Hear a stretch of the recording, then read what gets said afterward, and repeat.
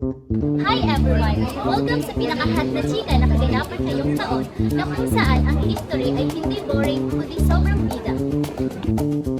Kung akala nyo mga pizza tapes lang to, think again. Today, we'll prove the Philippine history is hot. Mga kabataan, oras na para i-scroll ang kasaysayan, hindi lang TikTok trends, pero na't kilalanin ang pinanggalingan natin.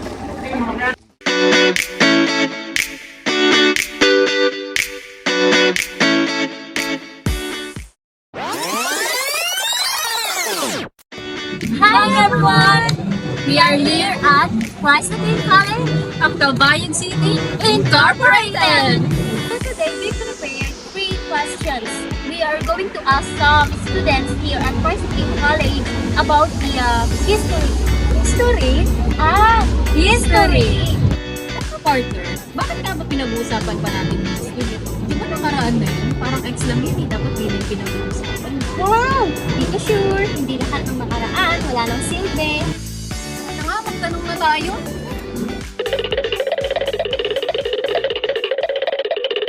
A few moments later. So, Auntie, anong course niyo? PSBA. Ikaw? Nag-class lang. Same. So, ano yung favorite mo? Ikaw? Sa'yo? Favorite mo? History. History? Okay. So, I have a question dito para sa inyo dalawa. So, why should Filipino give importance to understanding our own history?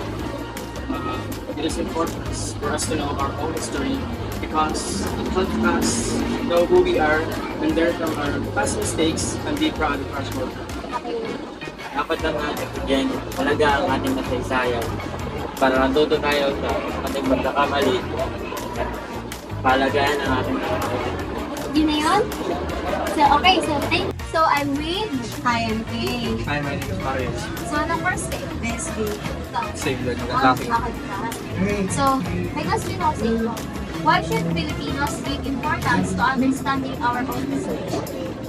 Philippine history is sound for most but it is important for us to know our history because it helps for us to know our national identity, provide a valuable lessons from the past and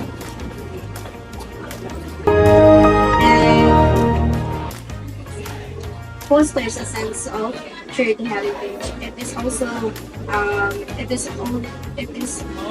allows for us Filipinos to connect with our roots, learn from our mistakes, and make informed decisions for the future.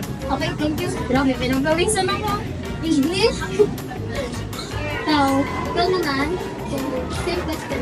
Para tayo, mahalagang tayo sa ating ngayon para malaman natin ang kaalagan ng ating mga ninulungan. Matuto tayong mahalin ng ating Pilipinas. Natuto rin tayo sa mga karanatan ng ating mga ninulungan. So, yun na. Yan po. Opo, yes po. So, ngayon, nandito naman ako kina Trinity and Ate. Okay, so ngayon pero bago yan, mag-hi na kayo sa Hi! So ngayon, meron akong may tatanong sa inyo. Ready ka na? Ikaw? Ready? Philippines should give importance to understand our own history because it helps us build a strong sense of identity and Nananaga para sa mga Pilipino, nawain ating kasaysayan para sa ating landas at identidad sa ating bansa at mundo. Okay, thank you! Bye! Bye-bye! So what's your name? And what was? So my question for you is, which parts of Philippine history are most vulnerable or forgotten?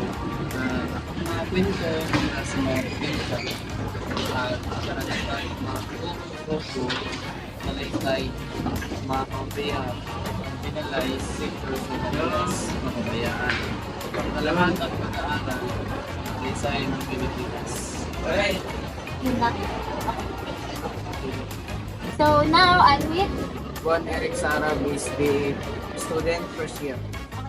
I think and most vulnerable and forgotten parts of history is Pilipinas is yung panahon ng pre-colonial history.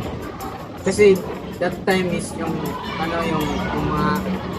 mga katutubo natin is meron ng sariling governance, may sarili ng mga tradition. So once kasi tinatanong natin yung mga student, common na sinasagot nila is yung Spanish colonization na yung panahon nila Magellan.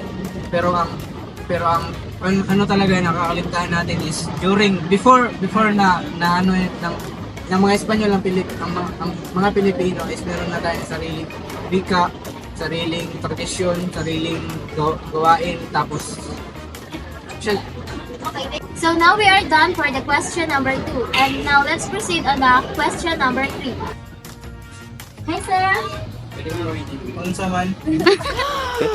Oh my goodness, I love What's your name? Then, Bambas. And what is your course? Nursing. Hindi totoo yan.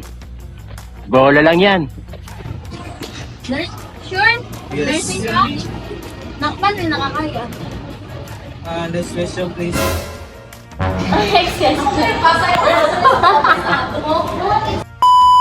So the third question is, how does Philippine history affect our daily lives or on your daily lives?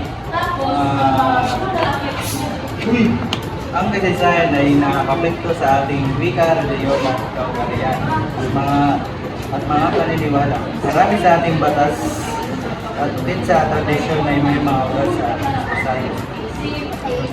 One eternity later. Hi, tari myself. Sige. Anong pangalan? Shiner. So, may tatanong ako sa inyo. Philippine history help us know who we are, understand our culture, learn from the past, and become a better people in our new lives. Philippine history affects our daily lives, our cultural values, customs, and social institutions are shaped by Philippine history. Having insights into our past enable us to overcome current obstacles and create a better future.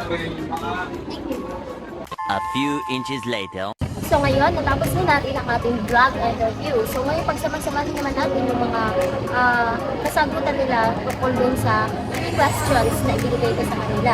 So, kaya sa huli, mahalaga, bigyan natin halaga ang pag-unawa sa ating sariling history.